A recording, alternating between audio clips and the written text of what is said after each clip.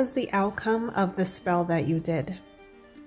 You have 4 piles to choose from left to right: pile 1, pile 2, pile 3, and pile 4.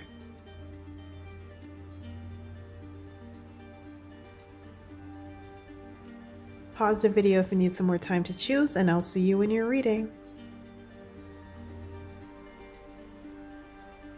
Hello, pile 1, welcome to your reading. So, the outcome of the spell that you did. I'm getting the impression that you guys did some sort of spell to get rid of some sort of tribulation or trial or heavy burden in your life. The thing is, your higher self has a plan, which is why these burdens came to pass. They didn't come to pass like just because of a stroke of bad luck or something like that. Some of you guys may have thought you were hexed or cursed or something like that. That's not the case. They were trials for you to work through some things, and your higher self had this plan for you to work through these things. So you trying to get rid of it is not really in your highest best interest.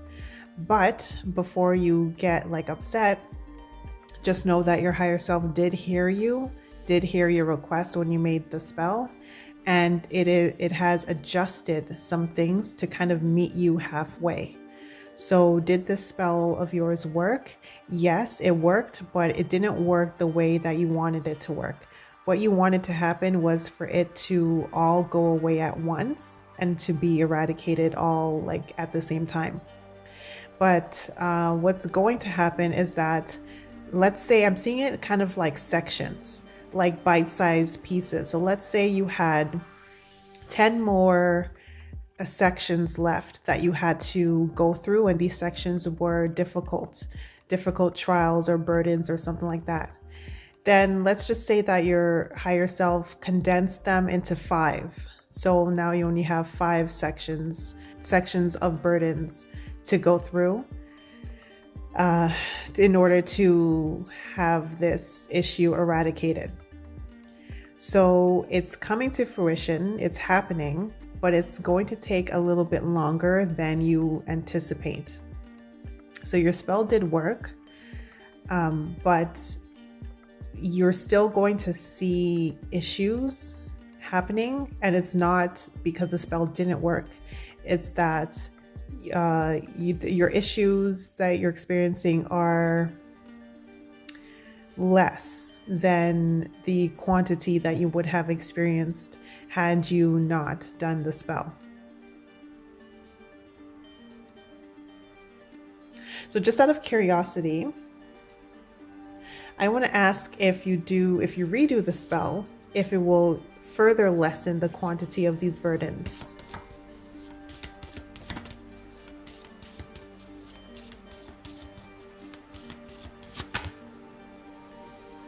No. Okay, I got this card. So, yeah, it's kind of like a give or take thing that's happening here between you and your higher self. So, redoing the spell is not going to make the outcome happen any faster. It's happening faster now because of the spell, and it's still going to take just a little while. But it has worked, so don't worry about that. No need to redo it, no need to recast it.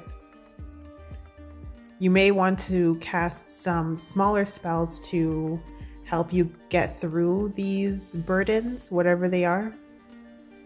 So as they crop up, you might want to cast some side spells, some smaller ones to help you get through those burdens. But don't do another spell to completely get rid of this larger burden, whatever this is for you. So those are your messages.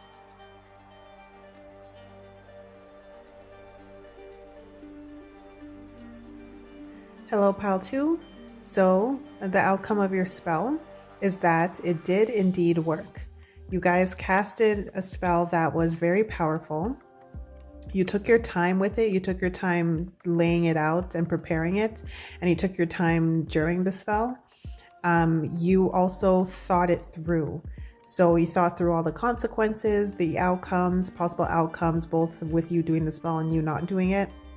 And you gave it some real thoughts. And it's also, I'm seeing that's also in alignment with your current path.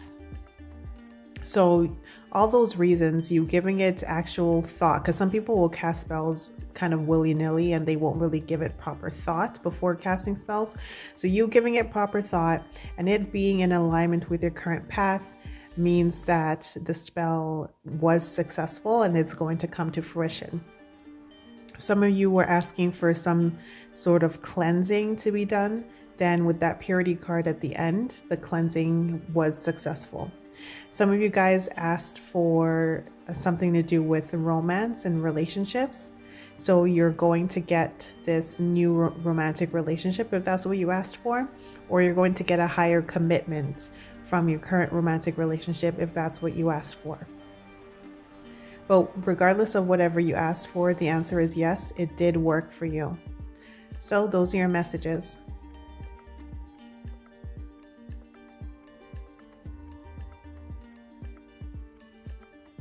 Hello, pile number 3.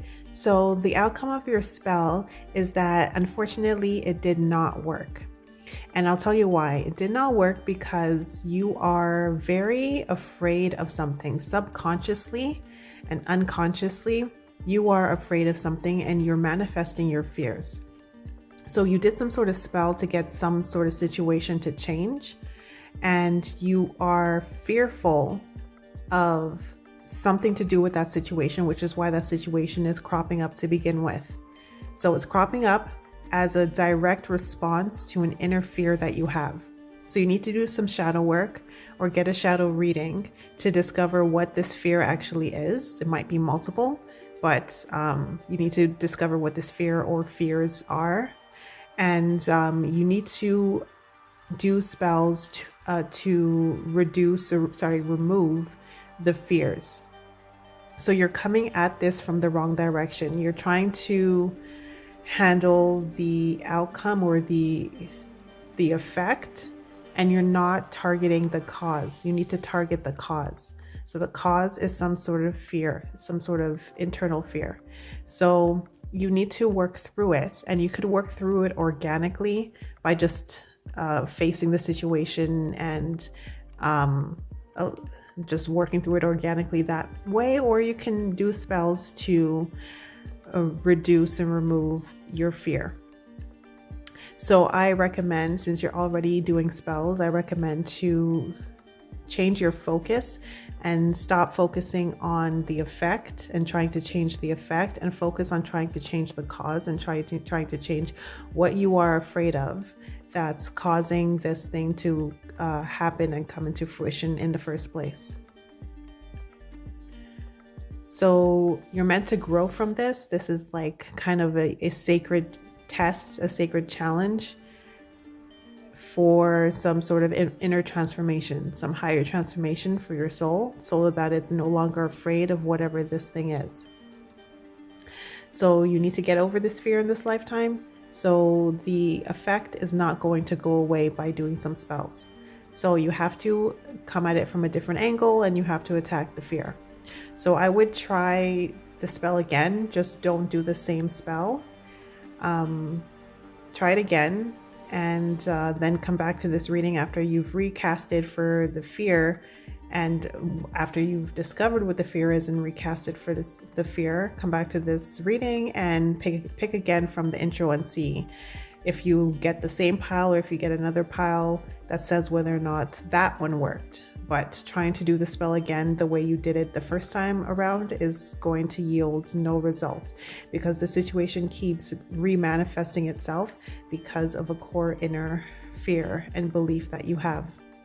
If you were also drawn to pile 1 and you came from pile 1, what I will say is that even though the amount of trials has lessened, you need to recast spells for whatever fear is causing these trials to come about in the first place, instead of trying to cast for the major trial to go away altogether. So those are your messages.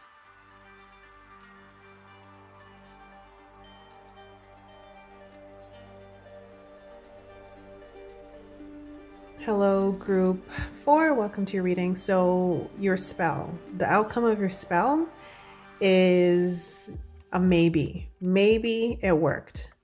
And I'll tell you why. It's because the thing that you're asking for is not in alignment with your life plan and your soul's mission. So something that you're asking for it's not good for you, and you shouldn't be asking for it. You're asking for it because you're trying to get at something else, and you need to be doing spells to get at that something else, a true thing of what you want, and not doing spells to get that thing that you tried to get. So the two main examples that are coming to my head that most of you guys in this group casted spells for are romance and a job. In the romance department, you guys casted a spell for a specific person, and that specific person is not good for you. What you should be doing is casting spells for love, true love. That's what you should be casting spells for, because that's what you're trying to get at. You think that person is going to bring you true love, so you're casting for that specific person, but that specific person is not going to bring you true love, so you need to be casting for true love and not that specific person. And for those of you in the job department, this job or promotion that you're casting for is not in alignment. It's not what you're supposed to be doing with your life. It's not what you're supposed to be doing. You're supposed to be doing something else, and this job is just distracting you from your true purpose and what you're supposed to be doing. So you need to be casting for your dream job or your dream career or your dream business, or the career that's in alignment with your mission. That's what you need to be casting for, not casting for this little job, whatever it is, job X. You shouldn't be casting for job X. You should be casting for your dream career, whatever that it may be. Even if you don't know what it is, you just leave it open and vague that way, and clarity will come to you. So what you were casting for could be something else other than these two, but these two are the main people who are in this group. And hopefully whatever you're casting for, you can understand based on the two examples that I gave you, what you're doing wrong and what you need to fix. So even if it does work, it's not going to last for very long. So even if you do get the specific person and they do start paying attention to you, your relationship with them is not going to last very long. Similarly, if you get the job, you're not going to last in that job for very long. So it might work, but it's better off for you if it actually doesn't work. So the answer to this is maybe. It might work, but if it does work, it's not going to last very long and it's not good for you. And then if it doesn't work, it's actually a good thing that it didn't work, and you need to recast for what you truly want, what you truly desire, what you should be casting for. So those are your messages.